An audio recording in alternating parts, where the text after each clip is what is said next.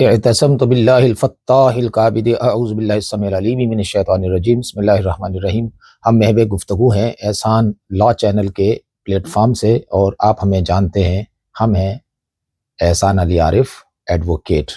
حضور والا آج دو تین بہت اہم ترین مسائل ہیں جن پر آپ سے گفتگو کرنی ہے، اور ان کی سینسٹیوٹی، ان کی حساسیت، ان کی اہمیت اتنی زیادہ ہے کہ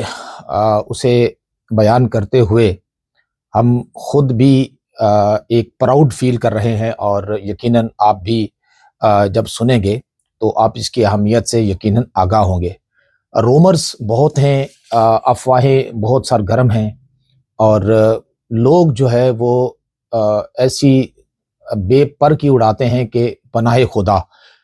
کہ جو سسٹم کا حصہ بھی نہیں ہوتے اور کہیں سٹیک ہولڈر بھی نہیں ہوتے، کسی معاملات کو ڈیل بھی نہیں کر رہے ہوتے، اور محض ہیر سے سنی سنی باتوں پر وہ بے پر کی اڑانا شروع کر دیتے ہیں، جس سے معاشرے میں ہیجان پیدا ہوتا ہے، اور لوگ جو ہے ان کے فیلنگز جو ہے وہ ہرٹ ہوتی ہیں۔ اور ہمارا یہ طرہ امتیاز ہے بفضل ربی،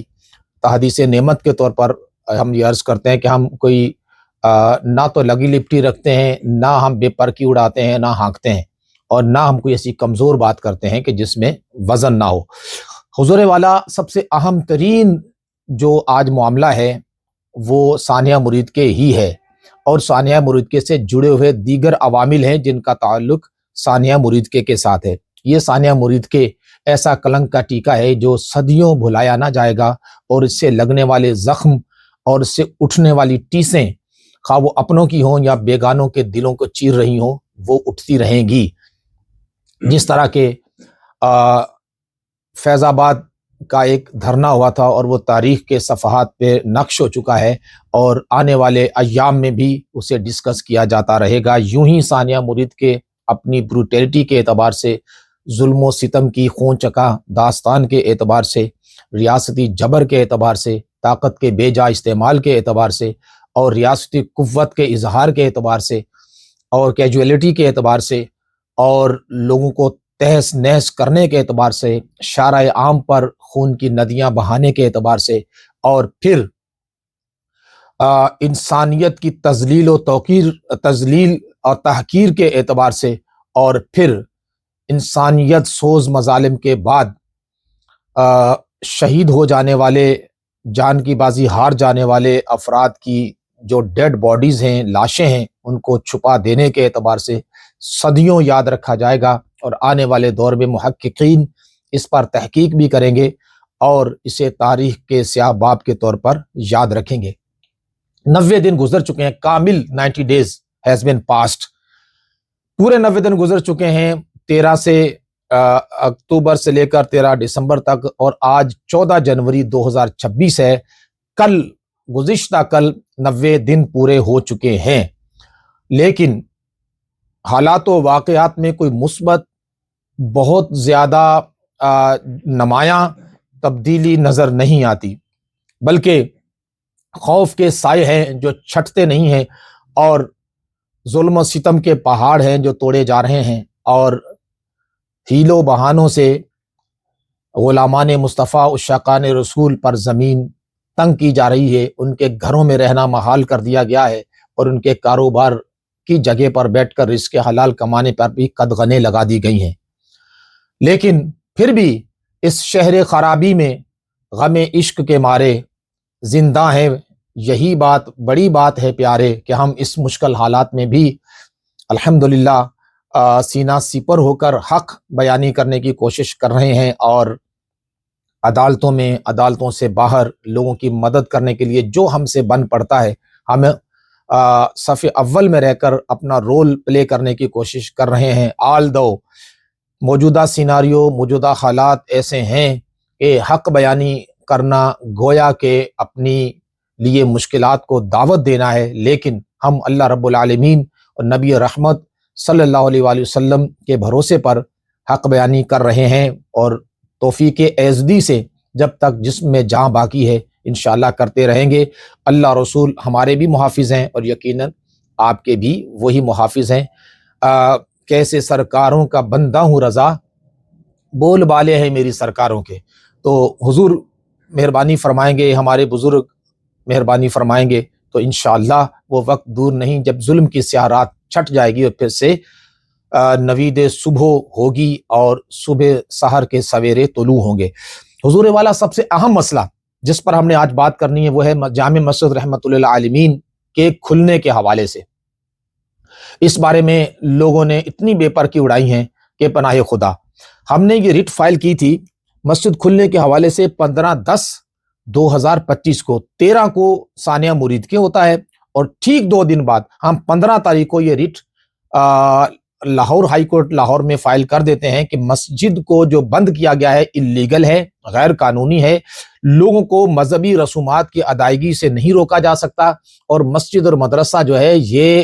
پروٹیکٹڈ بائی کانسٹیٹیوشن ہے. یہ وہ انسٹیٹیوشنز ہیں جسے آئین پروٹیکٹ کرتا ہے اور سب کو اپنے نظریات کے مطابق عبادت کرنے کا حق حاصل ہے. اس بنیاد پر ہم گئے اور اس کے مقابل میں ظاہر ہے پوری گورنمنٹ تھی, گورنمنٹ کے پیچھے ظاہر سی بات ہے کہ مقتدرہ بھی تھی, دیگر سب لوگ بھی تھے. ہم نے ان کے ساتھ فائٹ کیا, تاریخ پر تاریخ پڑھتی رہی اور معاملہ تھوڑا سا طول پکڑتا رہا. اس کی ریزننگ کچھ انٹرنل بھی ہیں, کچھ ایکسٹرنل بھی ہیں. آپ نہیں جانتے, ہم جانتے ہیں کہ ہمیں تو بعض اوقات ایک انسٹرکشنز تحریک کی طرف سے بھی بار بار دی جاتی رہی کہ اسے تھوڑا لمبا کریں.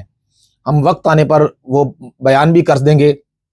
لیکن حقائق بتانا ضروری ہے کیونکہ جہاں پر ہماری کریڈیبلٹی پہ سوال اٹھایا جائے گا, جہاں پر ہماری نیک نیتی پہ کویسچن مارک آئے گا اور جہاں پر ہماری ایفرٹس کے بارے میں بدگمانی کی جائے گی, تو پھر ہم وہ سب کچھ بیان کر دیں گے کہ جو ہم اپنے سینوں میں راز چھپائے بیٹھے ہیں.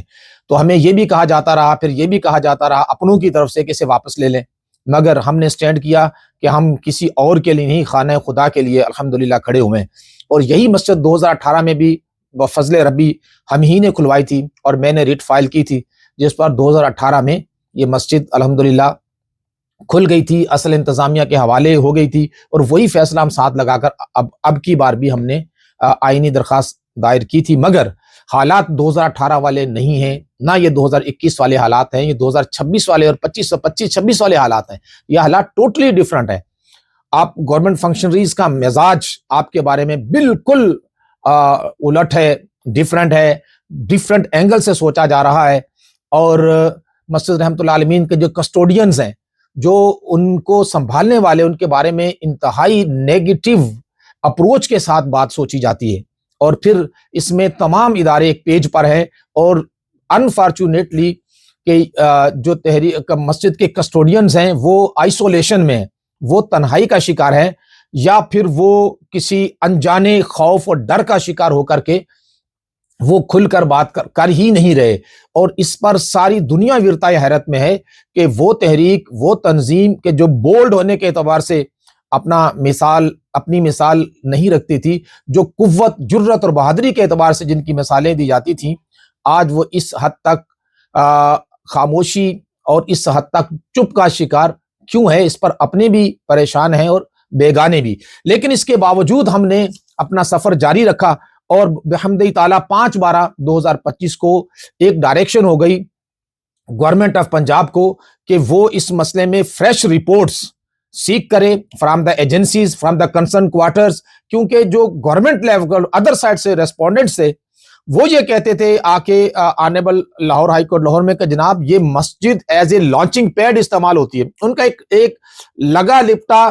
اور گھسا پیٹا ایک جملہ یہی تھا, بار بار یہ کہتے تھے اور پھر کچھ تصویریں دکھاتے تھے, کچھ وائلیشن کی تصویریں دکھاتے تھے, کچھ پرانی باتیں کرتے تھے کہ یہ مسجد ایک لانچنگ پیڈ کے طور پر استعمال ہوتی ہے اور ایک تحریک یہاں سے اپنی موومنٹ کو لانچ کرتی ہے اور پھر وہ لا اینڈ آرڈر کی سچویشن کریٹ کرتی ہے. تو گورنمنٹ مجبور ہے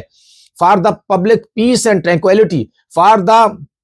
نقصے عامہ کو بچانے کے لیے, امن عامہ کے لیے ضروری ہے کہ اس مسجد کو سیل رکھا جائے. اور پھر وہ ساری ظاہر اپنی پوری تیاری کے ساتھ پوری ٹیم, پوری گورنمنٹ فنکشنریز آتے تھے اور ہم ادھر کھڑے ہو کر الحمدللہ اپنا موقف پیش کرتے تھے. لیکن اس کے باوجود سچویشن ایسی تھی کہ گورنمنٹ کو پھر 4 ہفتے کا ٹائم دے دیا گیا کہ ود ان 4 ویکس اسے ڈیسائیڈ کیا جائے, نئی رپورٹس منگوائی جائیں, کنسرن کوارٹر دونوں پارٹیوں کو سن کر کے فیصلہ کیا جائے. ان بیٹوین ہمارے پیٹیشنر گرفتار ہو گئے اور ان کی گرفتاری کے بعد پھر ظاہر ہے کہ ہم موجود تھے being a counsel, being a lawyer, representative کے طور پر، کہ ہمیں بلایا جاتا، ہمیں سنا جاتا، ہم سے بات کی جاتی اور ایک اسپیکنگ آرڈر پاس کیا جاتا، مگر ایسا نہیں ہوا۔ جب ایسا نہیں ہوا تو پھر ہم نے لیگل ریمیڈی اویل کی، اور کل ہم نے بفضل ربی کنٹیمپٹ آف کورٹ، توہین عدالت فائل کر دی، جو آج لگی، اور آج گورنمنٹ سے، بالخصوص ہوم سیکرٹری صاحب سے، جاوید قاضی شاید ان کا نام ہے، اور ان سے ان پرسن ان کے خلاف ہم نے یہ طلب توہین عدالت فائل کی، اور ہم کہا ہے کہ in accordance with law dealt with ہم ان اکارڈنس ود لا، قانون کے مطابق ان کے خلاف کاروائی کی جائے۔ انہوں نے توہین عدالت کی ہے کہ 4 ہفتے میں انہوں نے اس چیز کو کا ڈیسائیڈ نہیں کیا، اس لیے توہین عدالت ان کو نوٹس ہو گئے ہیں، بلکہ ان سے رپورٹ طلب کی گئی ہے بڑی سختی سے، اور وہاں پر جو اسٹیٹ کونسل نے کہا گیا جی اس کو بتائیں کہ why the order has not been complied with yet now. تو اگرچہ جج صاحب چینج ہو گئے، اگر وہی جج صاحب ہوتے جنہوں نے خود آرڈر پاس کیا تھا تو یہ اور زیادہ اسٹرکٹ آرڈر ہوتا، اور اس میں زیادہ سینسٹیو بھی ہوتے کہ جن کی آرڈرز کی وائلیشن کی گئی ہے۔ وہ ملتان بینچ میں چلے گئے ہیں، دوسرے جج صاحب کے پاس آیا ہے، ان کو ہم نے اس کی سینسٹیوٹی، اس کی حساسیت، اس کا بتایا ہے، اور ہمیں امید ہے انشاءاللہ کہ وہ بھی اس میں بڑے اسٹرکٹ آرڈر پاس کریں گے، اور گورنمنٹ مجبور ہوگی کہ وہ اس بارے میں جو کورٹ کا آرڈر ہے اس کو کمپلائی ود کرے اور مسجد کو کھولے۔ یاد رکھیے کہ دیر ضرور ہو رہی ہے، لیکن ایسا ہو نہیں سکتا کہ مسجد نہ کھلے، اور ہم وقت پر ان ٹائم ہم کورٹ آف لا میں موجود ہیں۔ یہ جو پرسیپشن ہے اس بارے میں کہ یہ جو تحریک لبیک یا رسول اللہ یہ لاز کو نہیں مانتی، کانسٹیٹیوشن کو نہیں مانتی، یہ کوئی وائلیشن کرتی ہے، تو ہم نے پہلے ہی دن سے اس کا ناطقہ بند کر دیا، اس بیانیے کو اور اس نیریشن کو، اس نیریٹو کو ہم نے کل کر دیا، کہ ہم فوراً ہی ثانیہ مریدکے کے خلاف بھی ہم عدالتوں میں آ گئے، مسجد کی بندش کے خلاف بھی عدالتوں میں آ گئے، جو لوگ شہید ہوئے تھے ان کے خلاف بھی ہم ان کی ڈیڈ باڈیز لینے کے لیے ہم عدالتوں میں آ گئے، جو مسنگ تھے ان کے لیے عدالتوں میں آ گئے، جو گمشدہ تھے ان کے بارے میں ہیبیس پٹیشن لے کر ہم عدالتوں میں آ گئے۔ ہم نے عدالتوں میں نمبر آف پٹیشنز دائر کی۔ ایون دین چیف جسٹس صاحبہ of Lahore, high court Lahore نے مجھ سے کہا کہ احسان صاحب آپ عدالتوں کو اوور برڈن کر رہے ہیں، آپ نے ہائی کورٹ کو اوور برڈن کر دیا ہے۔ اتنی ہم نے اس بارے میں پٹیشنز دائر کی، اور عدالتوں میں جانا، عدالتوں میں پٹیشنز دائر کرنا، عدالتوں سے انصاف کی بھیک مانگنا، انصاف طلب کرنا، یہی ایک آئین پسند، قانون پسند شہری کی علامت ہوتی ہے، اور یہی وہ عمل ہے جس کی وجہ سے آپ امن پسند، قانون پسند اور لا بیڈنگ سٹیزن کہلاتے ہیں۔ ہم نے وہ ساری چیزیں اویل کی، اور اس دھبے کو ہم نے دھو دیا، اس نیریشن کو کل کر دیا، اس نیریٹو کو تباہ کر دیا جو کہ بنایا جا رہا تھا کہ یہ لوگ آئین اور قانون کو نہیں مانتے، we are the law abiding citizens. جیسا کہ ابھی مفتی اعظم پاکستان مفتی منیب الرحمان صاحب نے چند دن پہلے کہا کہ اگر ہم محب وطن نہیں ہیں تو پھر کون ہے؟ تو ہم بھی یہی کہتے ہیں کہ اگر ہم امن پسند نہیں ہیں تو پھر کون ہے؟ اگر ہم لا بیڈنگ سٹیزن نہیں ہیں تو پھر کون ہے؟ اگر ہم قانون کے مطابق چلنے والے نہیں ہیں تو پھر کون ہے؟ We are the citizen, we are the Pakistani, we are the Muslims, we are the Sunnis who abide the all laws and constitution and we act in accordance with law and constitution۔ ہم ہیں جو آئین و قانون کے مطابق چلتے ہیں اور ہم ہی چلیں گے۔ لہٰذا میری سب سے گزارش ہے کہ آپ تھوڑا تحمل رکھیے، اور تھوڑا سا آپ حوصلہ رکھیے، اور معاملات کو آئین اور قانون کے مطابق چلنے دیجئے۔ دیکھیں شارٹ کٹ وے ہوتا ہے کہ آپ روڈ پہ نکلیں اور پھر آپ ایسی فضا کریٹ کر دیں کہ دوسرا بندہ آپ کی بات ماننے پہ مجبور ہو جائے۔ جب اب یہ نہ کر سکے تو پھر دوسرا راستہ پھر یہی رہ جاتا ہے جو ہم نے اپنایا ہے کہ آئین اور قانون کے مطابق اپنا حق لینے کے لیے آپ کوشش کریں، اگرچہ تھوڑی سی اس میں دیر ہو جائے، اور دیر بھی ایسی نہیں ہوتی، وقت تو بہرحال گزر جاتا ہے، اور انشاءاللہ وہ وقت دور نہیں ہے کہ جب ہمیں انصاف ملے گا۔ تو ایک ذرا صبر کے فریاد کے دن تھوڑے ہیں، اور انشاءاللہ سیدی اعلی حضرت جیسا کہ فرماتے ہیں کہ اے رضا ہر کام کا ایک وقت ہے، ہوتے ہوتے کام ہو ہی جائے گا، اور مفلسو دامن سخی کا تھام لو،